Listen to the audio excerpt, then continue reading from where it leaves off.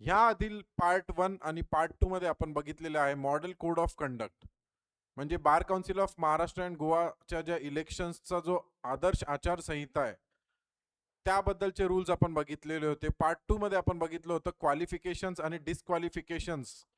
हे जे आपण बघतोय कॅन्डिडेट्स आहे यांचे डिस्क्वालिफिकेशनसाठी काय रूल्स नमूद केलेले आहे बार काउन्सिल ऑफ इंडियाद्वारे आणि हाय पॉवर्ड इलेक्शन मॉनिटरिंग कमिटीद्वारे. आता ह्या पार्ट 3 मध्ये आपण बघणार आहोत की मतदारांनी मतदान करताना कोणत्या गोष्टी कोणत्या बाबी आपण बघतोय की लक्षात ठेवल्या पाहिजे जेणेकरून त्यांचं जे मतदान आहे ते बाद होणार नाही. सिंगल ट्रान्सफरेबल वोट या पद्धतीने ज्यावेळेस आपण बघतो की मतदान होणार आहे तर त्यावेळेस मतदारांनी वकील मतदारांनी कोणत्या गोष्टी लक्षात ठेवून हे मतदान केलं पाहिजे जेणेकरून त्यांचं वोट इनव्हॅलिड होणार नाही. या संपूर्ण गोष्टी आपण ह्या व्हिडिओ मधून बघणार आहोत आणि आव्हाड सरांकडून समजून घेणार आहोत. 1 आणि 2 मध्ये अक्षय असं पाहिलं की आदर्श कोड ऑफ म्हणजे आदर्श आचारसंहिता किंवा कोड ऑफ कंडक्ट कसा असावा. नंतर qualifications and disqualifications to be the election and members of the bar council of Maharashtra and Goa. तर हे सगळं पाहत असताना आपण त्या वेगळ्या अँगलनी म्हणजे जसं आपण म्हणालात तसं तो जो उमेदवार उभा राहणार आहे ज्याला सदस्य व्हायचं आहे त्यांनी काय पालन करावं ह्याचं होतं. आता जे उमेदवाराला मतं देणार आहेत जे व्होटर्स आहेत त्या व्होटरनी कसं मतदान केलं पाहिजे, नाहीतर त्याचं बहुमूल्य व्होट किंवा मत कसं वाया जाऊ शकतं हे आपल्याला आज बघायचं आहे. यासाठी 2 गोष्टी महत्त्वाच्या आहेत. या संबंधाने आपण पाहिलं मागच्या वेळेस की ॲडव्होकेट्स ॲक्ट 1961च्या अन्वये बार काउन्सिल ऑफ इंडियाला संसदेने डेलिगेशन ऑफ पॉवर किंवा अशा प्रकारचे रूल मेकिंग पॉवर कन्फर केलेली आहे. ॲक्टच्या बाहेर जाऊन ॲक्टच्या अंमलबजावणीसाठी ॲक्टमध्ये असलेल्या तरतुदीच्या अंमलबजावणीसाठी म्हणजे विशेषतः इलेक्शन असतील आणखी काही गोष्टी असतील यासाठी विविध प्रकारे नियम करण्याचे किंवा रूल्स मेकिंग पॉवर ही आपल्या बार काउन्सिल ऑफ इंडिया किंवा भारतीय विधिज्ञ परिषदेकडे आहे. या तिसऱ्या बाबतीत किंवा आजच्या विषयाच्या संबंधाने बोलायचं असेल तर आपल्याला नियम पाहावे लागतात. ते म्हणजे 20 सप्टेंबर 2022 मध्ये असलेला एक नियम, नंतर 23 जून 2023ला आलेलं दुसरं नोटिफिकेशन आणि त्यानंतर आता नुकतंच आलेलं बार काउन्सिल ऑफ इंडिया म्हणजे भारतीय विधिज्ञ परिषदेचं 11/2/2026चं पत्र आणि त्यास अनुषंगून 14 फेब्रुवारी 2026 रोजी जारी केलेलं इन्स्ट्रक्शन वजा पत्र की ते मतदारांच्यासाठी व्होटरसाठी मार्गदर्शक आहे. खरं तर मला कालच आपल्या पुणे वकील संघाचे एक आमचे वकील मित्र आहेत गिरीश धर्मावत, त्यांनी सांगितलं होतं की वकिलांच्यासाठी आणखी 2 तुमच्या पार्टची गरज आहे. एक म्हणजे आम्ही मतदान कसं करायचं आणि नेमकं आमच्या बार काउन्सिलकडून काय अपेक्षा असाव्यात आणि ते बार काउन्सिल पूर्ण करतं आहे का. सगळं हे झालं आहे ते सगळं जरा उभं राहायचं आहे त्याला, निवडून यायचं आहे त्याला, व्होटर्स करायचं त्याला, पण ही बार काउन्सिलकडून अपेक्षित असलेली जी आपल्याला कामं आहेत किंवा बार काउन्सिलकडनं ज्या आपल्या अपेक्षा आहेत आपल्या व्होटरचा काय अजेंडा असावा. तर आपल्या व्होटरचा काय अजेंडा असावा त्याला आपण पार्ट 4 करू, तो नंतर आपण करू. पण दरम्यानच्या काळात किंवा आज आपण जेव्हा आपण त्या मतदान कक्षात जाणार आहोत तेव्हा आपण काय दक्षता घेतली पाहिजे ह्याचं आपण आज विश्लेषण करणार आहोत. याचं पहिलं विश्लेषण असं आहे की कोणत्याही व्होटरने मतदाराने कमीत कमी किती मतं दिली पाहिजेत. उदाहरणार्थ मी आत गेलो आणि माझ्या पसंतीचा माझा जवळचा उमेदवार आहे, मी फक्त एकच आकडा लिहिला आणि बाहेर आलो. Whether this will be valid vote or not. या बाबतीत आपल्याला 20 सप्टेंबर 2022चं जे नोटिफिकेशन आलं ना ते बघितलं पाहिजे. 20 सप्टेंबर 2022च्या त्या नोटिफिकेशनमध्ये असं स्पष्टपणे म्हटलेलं आहे की प्रत्येक मतदारानं कमीत कमी 5 मतं नोंदवली पाहिजेत. यानंतर बार काउन्सिल ऑफ इंडियानं दुसरं सर्क्युलर जारी केलं, ते होतं 23 जून 2023चं आणि त्यामध्ये सुद्धा फर्दर क्वालिफिकेशन्स डिस्क्वालिफिकेशन सांगितलेत. पण त्यात एक उल्लेख केलेला होता जो आपण मागच्या एपिसोडमध्ये बघितलेला आहे, भागात बघितला आहे. त्यात असं म्हटलं आहे की any rules contrary to or in conflict with these rules म्हणजे 2023चे shall be deem to have been repealed as such there is a overriding effect given. आपण मागच्या सत्रात बघितलं की ओव्हर रायडिंग इफेक्ट म्हणजे काय, रिपील म्हणजे काय. म्हणजे थोडक्यात हा 20 सप्टेंबर 2022च्या नियमावलीमध्ये घालण्यात आलेला तो जो रूल आहे की प्रत्येक व्होटरने आपल्या बॅलेट पेपरवर कमीत कमी 5 मतं नोंदवली पाहिजेत, 5 प्रेफरन्सेस नोंदवली पाहिजेत. तर ह्या 5 प्रेफरन्सेसच्या संबंधानं ह्या 2023च्या नियमावलीमध्ये काहीही म्हटलेलं नाही. म्हणजेच मागच्या वेळेस आपण जे किंवा दुसऱ्या भागात आपण जे म्हटलं त्याप्रमाणे जर का 2023च्या नियमावलीमध्ये 2022च्या किंवा त्याच्या आधीच्या म्हणजे 15 आणि 16च्या नियमावलीच्या विरुद्ध काही म्हटलेलं असतं तर काय झालं असतं, ओव्हर रायडिंग इफेक्ट. 2026चं जे आहे आताचं जे आहे 2023चं जे आहे ते आधीच्या 22वरती आणि आधीच्यावरती त्याला ओव्हर रायडिंग इफेक्ट मिळाला असता. आधीचे त्या बाबतीत संपलेले आहेत, नष्ट झालेले आहेत, रद्द केलेले आहेत असं समजलं असतं. हे आपल्याला माहिती आहे. म्हणजे आता जर का आपण सगळ्या त्या 4ही नोटिफिकेशनचा 15चं, 16चं, 20 सप्टेंबर 2022चं आणि 23 जून 2023चं जर का आपण इफेक्ट पाहिला तर अशा प्रकारचे किती मतं द्यावेत हा उल्लेख कुठे आला आहे, फक्त आणि फक्त 20 सप्टेंबर 2022मध्ये. 23मध्ये काय तो उल्लेख आलेला नाही. म्हणजेच 23मध्ये 23 जून 2023च्या त्या नोटिफिकेशनमध्ये जे 22चं नोटिफिकेशन आहे त्याच्याविरुद्ध काही लिहिलेलं नाही. म्हणजे तिथे ओव्हर रायडिंग इफेक्टचा किंवा रिपीलचा काही प्रश्न येणार नाही. आणि म्हणून माझं असं स्पष्ट मत आहे की आजच्या या नियमाचा जर अर्थ काढला, रिपीलचा अर्थ काढला, ओव्हर रायडिंगचा इफेक्टचा अर्थ काढला तर माझं स्वतःचं मत असं आहे की प्रत्येक उमेदवारानं कमीत कमी 5 मतं दिली पाहिजेत. खरं पाहता या विषयावरती जर का बार काउन्सिलकडनं आणखी काही खुलासा आला किंवा आपल्या त्या इलेक्शन मॉनिटरिंग कमिटी दिल्लीची किंवा इथली इलेक्शन कमिटी यांच्याकडनं जर का काही खुलासा आला तर उत्तम. पण तोपर्यंत मला असं वाटतं कमीत कमी 5 मतं आपण दिली पाहिजे. हे झालं पहिला भाग. आपला दुसरा भाग आहे की नुकतंच कर्नाटक प्रांतामध्ये आणि अन्य काही प्रांतांच्यामध्ये तेलंगणा प्रांतामध्ये आणि अन्य काही प्रांतामध्ये इलेक्शन चालू आहेत. त्या संबंधाने आपण मागच्या वेळेस पाहिलं नाव there is a 2 tier system. Supreme कोर्टाच्या नंतर बार काउन्सिल आणि बार काउन्सिलच्या नंतर कोण आहे तर high powered election monitoring committee headed over by the former जज ऑफ द सुप्रीम कोर्ट. आणि स्टेटमध्ये काय आहे तर हाय पॉवर्ड इलेक्शन कमिटी. तिथे आहेत honourable justice Shriram of the Bombay high court. आता जेव्हा ह्या तेलंगणा प्रांतामध्ये इलेक्शन सुरू झाली त्यासंबंधीचे अनेक खुलासे वर मागण्यात आले आणि म्हणून बार काउन्सिल ऑफ इंडियानं 11 फेब्रुवारी 2026ला एक पत्र ऑल हाय पॉवर्ड इलेक्शन कमिटीला पाठवलं आहे. नंतर तसंच पत्र त्यांनी स्टेट बार काउन्सिलचे इलेक्शन कमिटीला पाठवलेत आणि स्टेट बार काउन्सिलला पण पाठवलेत. त्या 11 फेब्रुवारीच्या पत्रामध्ये त्यांनी काही गोष्टी सांगितल्यात. फेअर इलेक्शनसाठी काय काय केलं पाहिजे.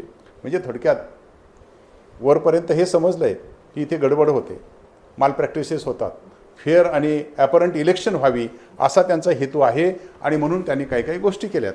उदाहरणार्थ त्यांना एक अशी शंका आलेली होती की एखाद्या माणसाला 1 आकडा लिहिला असेल आणि ते जे हँडल करतात सगळी सिस्टीम शक्यता आहे तिथे कोणीतरी मुद्दाम डिस्टर्ब करण्यासाठी त्याच्यासमोर 1 लिहिला तर त्याचा नंबर निघून जाऊ शकतो. म्हणजे ट्रान्सपरन्सी राहणार नाही, फेअरनेस राहणार नाही आणि म्हणून त्यांनी ही नियमावली प्रसिद्ध केली. आणि व्होटरला सुद्धा क्लिअर गाईडलाईन्स असाव्यात. म्हणजे त्या जी मशिनरी काउंट करते, काउंटिंग प्रोसेस आहे त्या दरम्यान काही घोटाळा होऊ नये. तसंच जो मतं देतो त्याच्या मनात काही घोटाळा असू नये म्हणून तिथं क्लॅरिटी ठेवलेली आहे. खरं पाहता या सगळ्यांचा उद्देश होता uniformity in scrutiny and counting. हे जे नोटिफिकेशन आहे किंवा हे जे बार काउन्सिलचं पत्र आहे 11 फेब्रुवारी 2026चं त्याचा उद्देश आहे uniformity in scrutiny and counting ballot paper system by single preferential transferable votes. मग हे करताना त्यांनी खूप छानपणे सांगितलं आहे. या सगळे जर का आपण वाचलं हे 11 फेब्रुवारीचं सगळं ते नोटिफिकेशन एक स्वच्छ अर्थ निघतो. तो अर्थ असा आहे शेवटी मतदाराचे जे इंटेन्शन आहे त्याचा जो उद्देश आहे हा तपासायचा. So let the spirit prevail over the formalities. पण हे करताना क्लॅरिटी पाहिली पाहिजे आणि काही नियमाचा अंमलबजावणी पण केली पाहिजे. ते प्रथम रूल सांगतात की प्रत्येक बॅलेट पेपरमध्ये पहिला नंबर कुठेतरी दिलेलाच असला पाहिजे.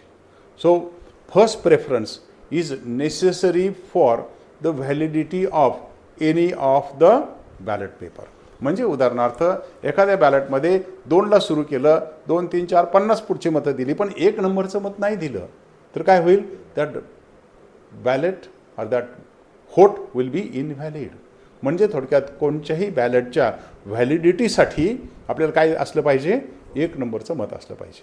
त्याच्याखाली ते दुसरा पॉईंट सांगतात की 1 नंबरचं मत 2 माणसाला नाही दिलं पाहिजे किंवा जास्ती माणसाला नाही द्यायचं. म्हणजे 1 नंबरचं मत किंवा फर्स्ट प्रेफरन्स वोट हे फक्त एकालाच दिलं पाहिजे. हाही त्यांनी नियम सांगून टाकला आहे. त्यांनी दुसरा नियम सांगून टाकला आहे की तुम्ही किती मतं द्यावेत याच्यावरती काही निर्बंध नाही. किती मतं म्हणजे समजा 100 कॅन्डिडेट उभे राहिले आणि आपल्याला किती निवडून द्यायचे आहेत? 18 अधिक 7 म्हणजे 23. मग आपण 23लाच थांबायचं का? तर नाही. त्यांनी सांगितलं you can give any number of preferences. म्हणजे व्होटरच्या मनामध्ये स्पष्ट आणि फार सुस्पष्ट असलं पाहिजे की मला 1 ते 100 पण मतं देता येतात. आणि अनेक वर्षाच्या याच्यात मी बऱ्याच त्या काउंटिंग प्रोसेसमध्ये तिथे बघितलेलं होतं की खरोखरच खूप उशिरापर्यंतची मतंसुद्धा कामाला येतात. म्हणजे फार थोडक्यात जर सांगायचं तर मी असं म्हणेल की तो उमेदवार पडला तर चालेल, मतदार पडायला नको. म्हणजे जर का तुम्ही एखाद्याला 1, 2, 3, 4, 5 दिले, 23पर्यंत दिले आणि तुमच्या दुर्दैवानं आणि त्याच्या दुर्दैवानं तो पडला, he is out of process. पण तुमचं पण मत इनव्हॅलिड झालं ना पुढच्यासाठी. तुम्ही तेवढेच देऊन थांबला असं तर इट बिकम्स युजलेस. मग आपली मतदाराची व्होटरची काय जबाबदारी आहे? तर पुढचं जे असेल ना, म्हणजे 23च्या पुढचं ते पण देऊन टाकायचं 24. यदा कदाचित तुमचे 1 ते 23 बाद झाले तर 24 नंबरला जे तुम्ही दिलेलं आहे कदाचित त्याला 1 नंबरचं व्होट मिळेल. म्हणजे तुमचा तो उमेदवार किंवा अनेक उमेदवार पडले तरी तुमच्या नेक्स्ट पसंतीच्या उमेदवारासाठी तुमचं मत निश्चित उपयोगाचं असलं पाहिजे, हा याचा अर्थ होतो. पण याच्यात संदिग्धता काय आहे ती तुम्हाला सांगतो, जी माझ्या मते आहे की एखाद्याने कमीत कमी 5 मतं दिले पाहिजेत.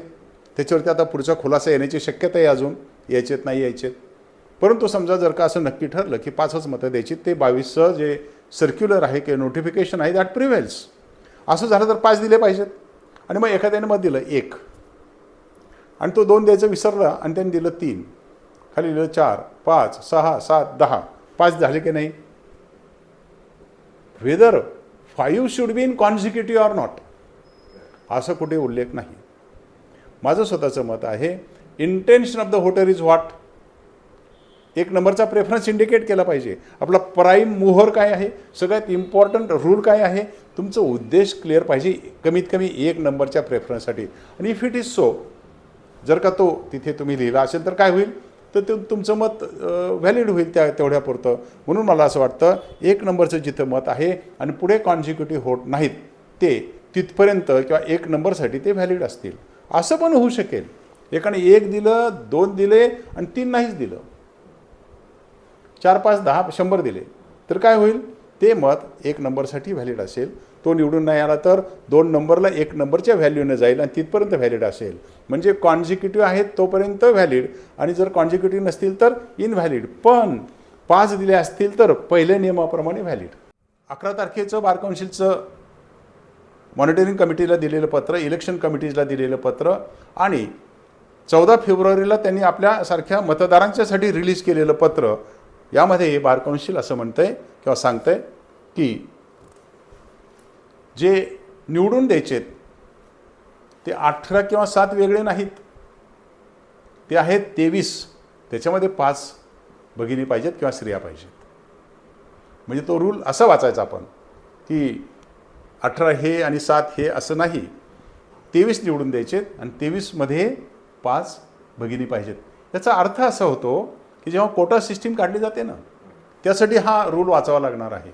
ती कोटा सिस्टीम जेव्हा काढली जाते ते minimum votes for eligibility criteria to get elected. तर तो क्रायटेरिया काय सांगतो, total vote cast divided bye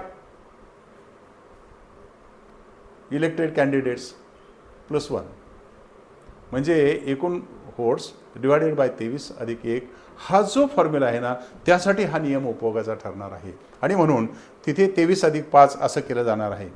मात्र जे मत आहे ते एकच आहे. म्हणजे जो मिसकन्सेप्शन आम्हा वकिलांच्या दरम्यान होतं की भगिनीला मत वेगळं आणि त्या भावाला किंवा ओपनमध्ये मत वेगळं असं नाही, एकच मत द्यायचं आहे. म्हणजे एकच मत द्यायचं म्हणजे फर्स्ट प्रेफरन्स, सेकंड प्रेफरन्स, भगिनीसाठी वेगळा फर्स्ट प्रेफरन्स आणि त्या ओपनसाठी फर्स्ट प्रेफरन्स असं काय करायचं नाही.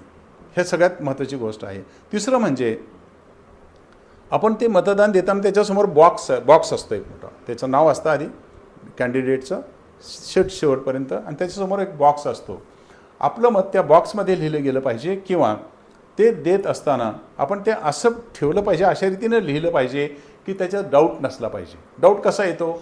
अशी शेकड्यानं मतं सुशिक्षित अतिसुशिक्षित वकिलांची वाया जातात अक्षय, तुम्हाला सांगतो. हे आम्ही स्वतः पाहिलेले अनेक प्रोसेसेसमध्ये. का जातं? घाई असते, कोणाचा चष्मा आणलेला नसतो, तिथे कचित प्रसंगी अंधार म्हणजे इतका उजेड नसतो कारण त्याच्या शहरी बॉक्स उभा केलेला असतो आणि माहीत दिसत नाही. मग काय होतं कधी कधी समजा मला एक द्यायचा आहे आणि त्या 2 मध्ये रेग असते आणि चुकून त्या रेगेवरती अर्धवर आणि अर्ध खाली गेलं. How my intention will be gathered, there is no clarity of intention, then what will happen? That vote will be invalid. म्हणजे थोडक्यात हे देताना आपण ते व्होट त्याच व्यक्तीला दिलं याची क्लॅरिटी असली पाहिजे असं त्यात सांगितले. Otherwise your vote is. त्यांच्यात दुसरं सगळ्यात महत्त्वाचं असतं ओव्हर रायडिंग जर केलेलं असेल, अल्टरेशन्स काय केलं असेल, खाडाखोड असेल. मग आता समजा असं मी आत गेलो आणि मग 1 नंबरला दिलं आणि मला वाटलं अरे हे चुकलं आहे, मग ते खोडलं आणि दुसरीकडे 1 नंबर दिलं आहे. खाडाखोडी असतील, अल्टरेशन्स असतील, ऑब्लिटरेशन्स असतील, ज्याद्वारे त्या एक मताच्या किंवा पुढच्या मतांच्या विषयी साशंकता निर्माण होईल. If it becomes doubtful then that vote is immediately taken from the list and that is put in the doubtful votes and that is very strictly decided thereafter by the returning officer. Usually in that committee there are senior advocates and the lordship is also included. मग थोडक्यात तिथे आपल्याला ह्या सगळ्या गोष्टी विचार कराव्या लागतात आणि म्हणून क्लॅरिटी काय पाहिजे? तुमचं इंटेन्शन होताना योग्य प्लेसमध्ये ते लिहिलं पाहिजे. पुढचं आता आपल्याला खूप वेळा येणारा प्रश्न आहे जो मला आमच्या त्या मित्रांनी पण धर्मावतांनी पण विचारला होता की आपल्याला 1 2 3 4 असं लिहायला परवानगी असते, बरोबर आहे, 1 2 3 4. पण एखाद्याला असं वाटलं हे 1 लिहिलं माझ्यासमोर कोणी 0 लिहिलं तर, म्हणजे मी एकाला कोणातरी 1 दिलं आणि चुकून काय त्याच्यावर कोणाकडनं 0 आलं तर 10 होईल किंवा माझं लिहिताना गडबड तर होत नाही ना. मग मी त्याच्याऐवजी असं करीन ONE असं लिहील, चालेल का नाही चालणार? Is one question. मग एखादा फारच पर्टिक्युलर असतो, त्यांनी काय लिहायला नको, कोणी आधी 21 करायला नको म्हणून त्यांनी 1 लिहिलं आणि त्याला इन्व्हर्टेड कॉमात टाकलं तर काय होईल हा प्रश्न आहे.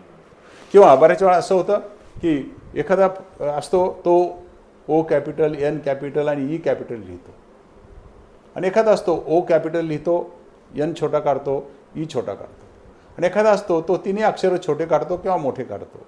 मग काय करायचं? आणि म्हणून त्यांनी क्लॅरिटी दिली. These are formalities, technicalities. काय पाहिजे आपल्याला? काय पाहायचं आहे? Intention of the voter. मग त्यांनी ONE कॅपिटल लिहिलं काय, ONE स्मॉल लेटर्स लिहिलेत काय, किंवा O कॅपिटल काढून NE स्मॉल लेटर्स लिहिलेत का, इट डज नॉट मॅटर. आणि त्यांनी अति जास्तीची प्रिकॉशन म्हणून त्याला इन्व्हर्टेड कॉमा केला का, इट इज इमटेरियल. फक्त काय पाहिजे? Intention of the voter should be gathered from this and it should be clear. मग बऱ्याच वेळा असं पण होतं रोमन लिहिलेत, याच्यात तसं उल्लेख केलेला नाही. पण एकदा ज्या काउंटिंग प्रोसेस मध्ये होतो तिथे रोमन शब्दसुद्धा योग्य धरलेले होते. म्हणजे नुसतं काहींनी 1 लिहिलेला असतो, 1चा आकडा काढलेला असतो, काहींनी फक्त रोमन लिहिलेलं असतं. आणि काही जे असतात इंग्लिशच्या ग्रामरमध्ये जास्त अभ्यास केलेले ते तिथे लिहितात फर्स्ट 1 आणि त्याच्या डोक्यावरती छोटा ST करतात फर्स्ट. ह्या सगळे कॉम्बिनेशन्स परमिटेड आहेत. तिथे काही ग्रॅमॅटिकल गोष्ट नाही पाहिजे, तिथे काय आपल्याला ती beauty of the English language नाही पाहिजे. काय पाहिजे आहे? Whether I am expressing my knowledge, my right properly और my intention clearly or not, ते फक्त पाहिजे. आणि म्हणून त्याला परवानगी आहे. दुसरं काय आहे? सगळ्याला वाटत होतं स्त्रियांसाठी एक भगिनीसाठी एक वेगळा एक आकडा आणि यांच्यासाठी वेगळा आकडा, तसं काही लिहायचं नाही. कोणतेच आकडे डबल लिहायचे नाहीत. आणि हे सगळं झाल्यानंतर त्या व्होटर पेपरवर कोणीही आपली सही नाही करायची किंवा आपलं आयडेंटिफिकेशन नाही करायचं. म्हणजे थोडक्यात जी चुकीची प्रॅक्टिस आहे तिथं कुठेतरी त्या आमच्या उमेदवाराला कळावं बरं का की मी त्याला मत दिलं आहे, अशा प्रकारे ते आयडेंटिफाय होऊ शकेल असं काही करायचं नाही. त्यांनी दिलं आहे शेवटी पुढच्या पार्टमध्ये की कधी कधी ते इनव्हॅलिड होऊ शकेल. त्यातला पहिला आकडा सांगितला आहे. म्हणतो the first preference is marked against more than one candidate. तुम्ही 2 माणसाला जर का 1 नंबरचा प्रेफरन्स दिला तुमचं मत बाद. दुसरं सांगतो first preference is not clearly ascertainable. तो नीटपणे कळत नाही कोणाला पहिला दिला आहे, तुमचं मत बाद. तिसरं दिलं आहे marking makes the voters intention uncertain.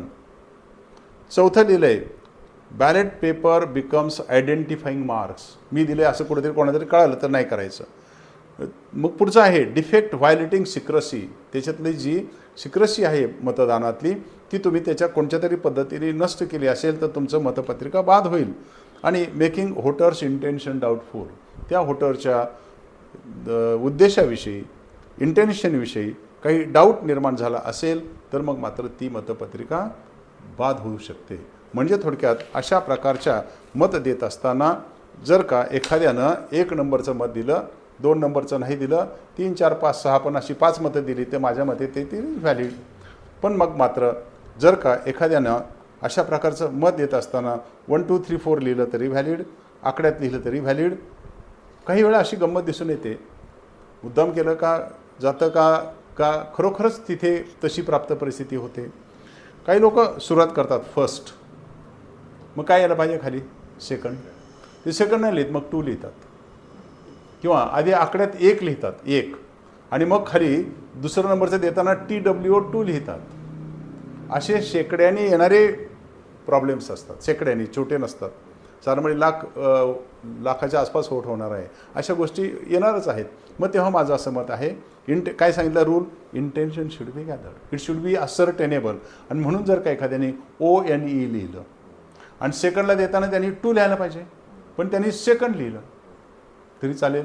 थर्डला देताना त्यांनी काय करायला पाहिजे होतं, एक तर ते वरच्या 2 सारखं काहीतरी 1 लिहायला पाहिजे होतं, त्यांनी ते काहीच नाही लिहिलं आणि 3चा आकडा लिहून टाकला. एकदा ONE लिहिलं, एकदा फर्स्ट लिहिलं आणि खाली जाताना त्यांनी मात्र 2 किंवा 3चा आकडा म्हणजे अक्षरी लिहिलं. अंकी अक्षरी हे चालू शकतं. इंटेन्शन पाहिजे. काही लोक फारच हे असतात, म्हणजे ते काय करतात, 1 आकडा लिहितात किंवा फर्स्ट लिहितात आणि कंसात पुन्हा लिहितात ONE. काहीच नको गडबड व्हायला. दिस इज ऑल्सो व्हॅल्यू. म्हणजे त्याच्यातनं काही बिघडणार नाही. फक्त काय होऊ शकतं, जसं 1 दोघांना द्यायचा नाही, पण एखाद्याने 2 दोघांना दिलं तर तिथे काय पाहिलं पाहिजे आपण, कमीत कमी 1 व्हॅलिड व्हायला पाहिजे ना तुमचा. First preference should be valid. मग माझं स्वतःचं मत आहे, जर का एखाद्याने 1 आकडा दिला, 2 दिला असेल आणि 3 आकडा दोघांच्या समोर लिहिला, मग काय होईल, it will be according to me a valid ballot. Valid for 1, valid for second. पहिला नाही आला तर दुसरा येईल आणि समजा दुसऱ्यानंतर ते आपल्याला तिसरा द्यायचा आहे आणि तिसरा 2 जणांसमोर दिला आहे, it is invalid for further. म्हणजे एकच बॅलेट माझ्या मते it may be totally invalid और may be partly invalid for further counting. अशा प्रकारचे अर्थ याच्यातनं निघू शकतात. म्हणून नवीन जे पहिल्यांदाच मतं करणार आहेत आणि माझ्या मते ही इलेक्शन करोनानंतर आलेली असल्याने फार मोठ्या संख्येनं तरुण वकील आलेले आहेत. ते पहिल्यांदाच आपला हक्क बजावत असल्यामुळे ते साहजिकच ते उत्साही असणार आहेत. म्हणून सिनियर लोकांच्यापेक्षा नेहमी ज्युनियर वकिलांचं जास्त व्होटिंग होत असतं आणि यावर्षी ते फार मोठ्या संख्येनं होणार आहे. मग जर का ते फार मोठ्या संख्येनं होणार असेल तर मग सगळ्या तरुण वकिलांनी ह्या नोटिफिकेशनच्या आधारे आपलं मतदान केलं पाहिजे आणि आपल्या बहुमोल मतदानाचा व्यवस्थित आणि नीट उपयोग होईल ना, हेही पाहिलं पाहिजे. आपण मगाशी म्हटल्याप्रमाणे आपल्याला आणखी एक भाग करायचा आहे. जसे आमच्या अनेक विद्यार्थी मित्रांची, वकील मित्रांची आणि आमच्या कलिगची अशी चर्चा झाली की खरंच आपण बार काउन्सिलसाठी काही करत आहोत. मग बार काउन्सिल आपल्या कार्यात उतराई होत आहे का, खरंच आम्ही बार काउन्सिलकडनं काय अपेक्षा ठेवल्या पाहिजेत, आम्ही ठेवलेल्या अपेक्षा रास्त असतात का, काय काय योग्य अपेक्षा असू शकतात आणि त्या कशा बार काउन्सिलने आत्तापर्यंत पार पाडल्यात, नाही पाडल्यात का, किंवा आणखी काही कमी राहिलं आहे का, ह्या सगळ्या गोष्टी आपण पुढच्या भागात भाग 4 मध्ये नक्की बघूया. तोपर्यंत धन्यवाद.